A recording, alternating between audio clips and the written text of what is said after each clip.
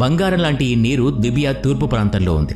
అప్పటి లిబియా నియంత గడాఫీ ఈ అదృష్టాన్ని వదులుకోవాలని అనుకోలేదు.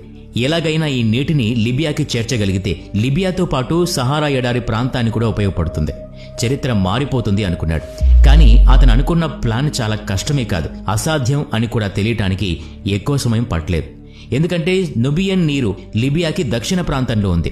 లిబియాలోని ప్రధాన నగరాలన్నీ ఉత్తర భాగంలోనూ మెడిటేరియన్ ప్రాంతంలోనూ ఉన్నాయి. కృత్రిమ తేరున నదిని తయారు చేయడానికి ఇది చాలా కష్టమైన దారి. అక్కడ నుంచి లిబియాలోని ప్రధాన నగరాలకు నీటిని పంపాలంటే 2820 కిలోమీటర్ల నదిని తవ్వాలని అంచనా వేశారు.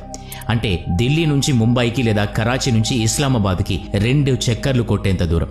మొహమ్మద్ గడాఫీకి ఈ అంచనా గురించి తెలిసిన తర్వాత ఇది అయ్యే పని కాదు అని అర్థమైంది. మరో సమస్య కూడా కనిపించింది. అంత వేడి ప్రాంతంలో నీటిని పైకి తీసుకొచ్చిన సగం నీరు గాలిలోనే ఆవిరైపోతుంది. అప్పుడు పడిన శ్రమ అంతా వృధా. అందుకే 2820 కిలోమీటర్ల అండర్ గ్రౌండ్ తవ్వకమే చేసి నీటిని పంపడం మంచిదని తోచింది. ఆ ఆలోచన రాగానే ఇక పనులు మొదలు పెట్టారు. అందుకోసం పెద్ద పెద్ద పైపులు అవసరం పడతాయి. ఒక్కొక్క పైపు 1300 అడుగుల మందంతో 80 టన్నుల బరువు ఉండాలి. అలాంటివి 5 లక్షల పైపులు అవసరం. అప్పుడే 2820 కిలోమీటర్ల దూరం కృత్రిమంగా నదిని తవ్వుకోవచ్చు.